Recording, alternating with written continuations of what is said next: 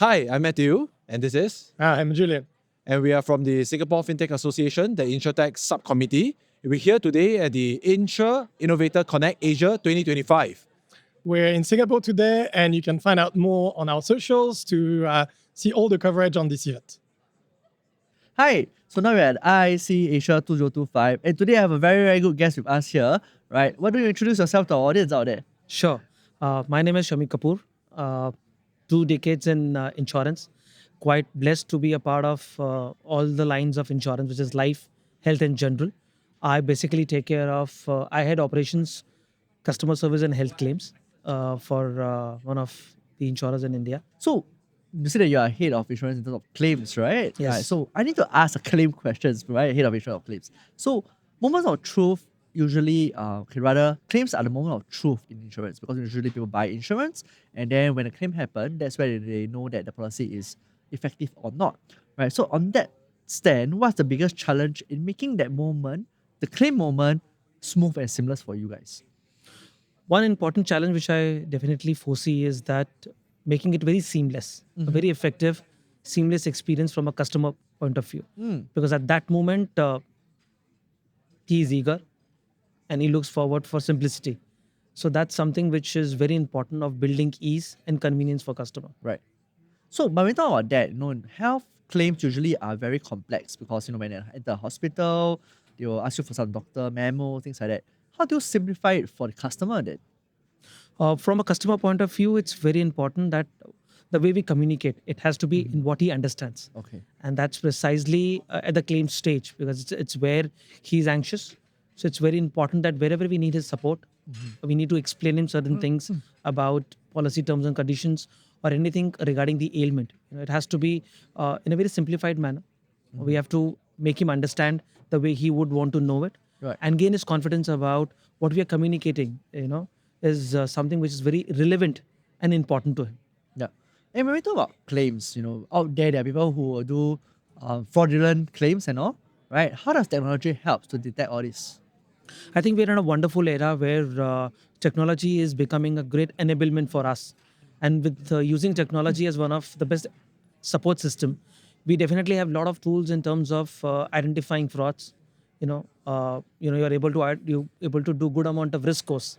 So that helps you to know what kind of a pattern is flowing within your claims ecosystem, and you are able to take corrective actions. And also, it becomes indicator for your claim assessors to take the right amount of decisions at different stages.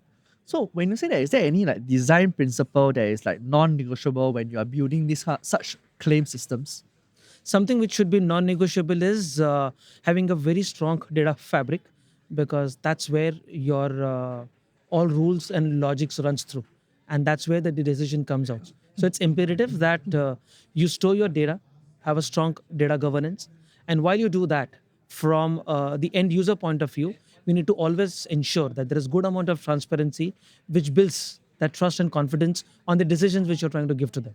So when you talk about transparency, what sort of transparency are we looking at? How do you actually build the trust for transparency? When you talk about transparency, I think you need to when a customer lodges the claim, he intends to look forward of being proactively updated. So right from your communication, your mode of communication, very important.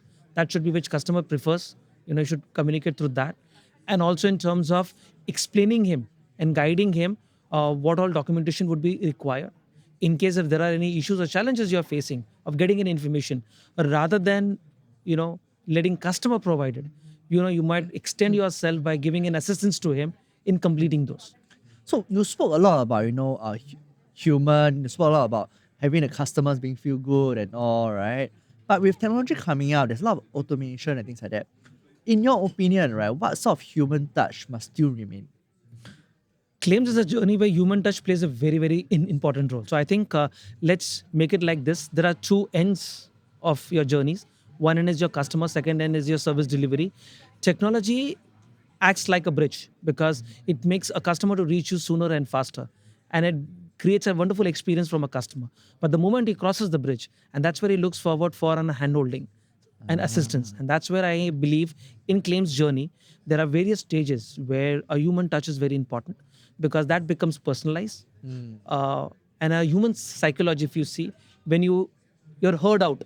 Your 50%, your anxiousness goes down. When you're heard out, you build amount of trust in the person you're talking to, and that's very important in the insurance business. It's all about trust. It's all about being committed to the service which you have acknowledged, and human interference will play a very important role on that front. So I'm curious also, I think with your years of experience, right, is there any particular metrics that you track very closely for you to know that your operations are actually running very smoothly?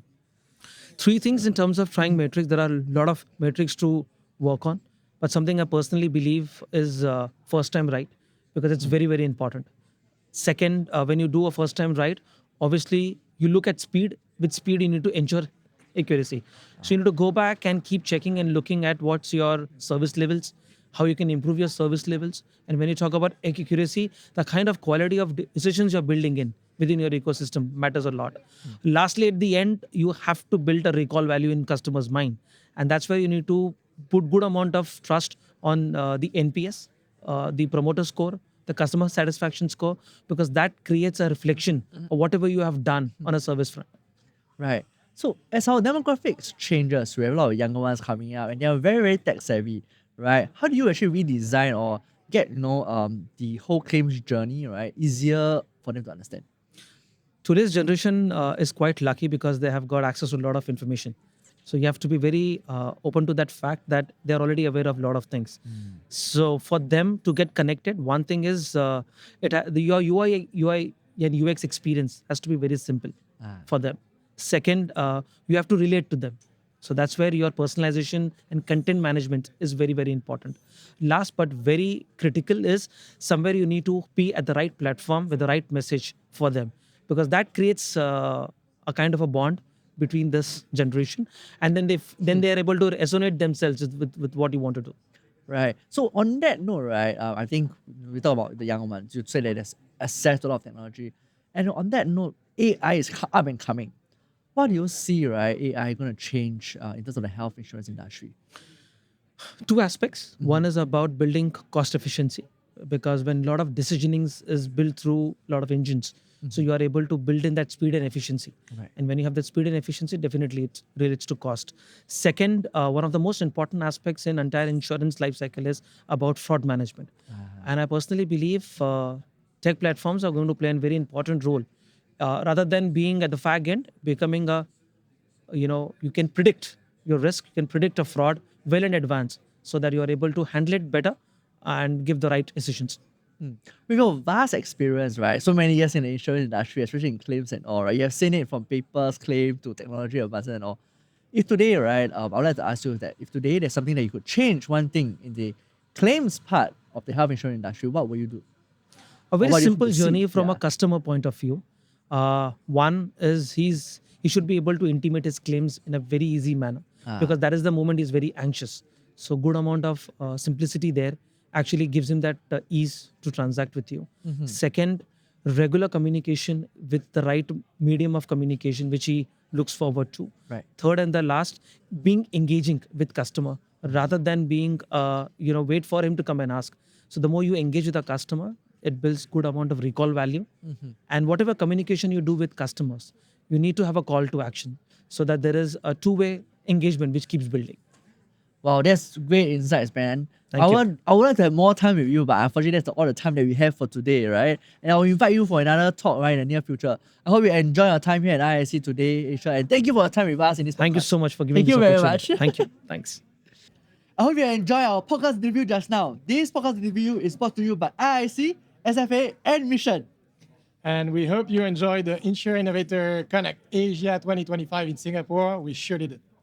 We're looking forward to meeting you again in our IC future events. See you next time. See you next time. See you. Cheers.